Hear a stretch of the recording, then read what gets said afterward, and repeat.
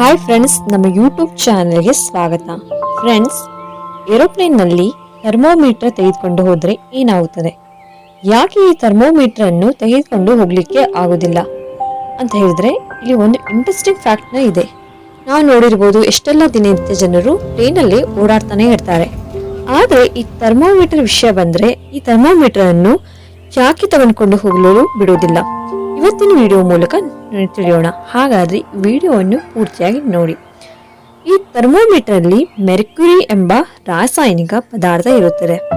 ಇದರಿಂದಾಗಿ ಥರ್ಮೋಮೀಟರ್ ಅನ್ನು ಏರೋಪ್ಲೇನ್ ನಲ್ಲಿ ತೆಗೆದುಕೊಂಡು ಹೋಗಲು ಇಲ್ಲಿ ಆಗುದಿಲ್ಲ. ಯಾಕಂತ ಹೇಳಿದ್ರೆ ಪ್ಲೇನ್ ನ ಇಲ್ಲಿ ಕೆಲವೊಂದಷ್ಟು ಭಾಗಗಳು ಇಲ್ಲಿ ಅಲ್ಯೂಮಿನಿಯಂ ನಿಂದ ನಿರ್ಮಿತವಾಗಿರುತ್ತದೆ.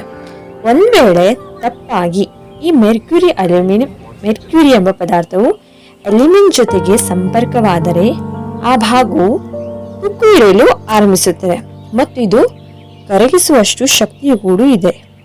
ಈ ಕಾರಣದಿಂದಾಗಿ ಎಲ್ಲ ವಿಮಾನಗಳಲ್ಲಿ ಥರ್ಮೋಮೀಟರ್ ಅನ್ನು ಬಳಸುವುದಿಲ್ಲ.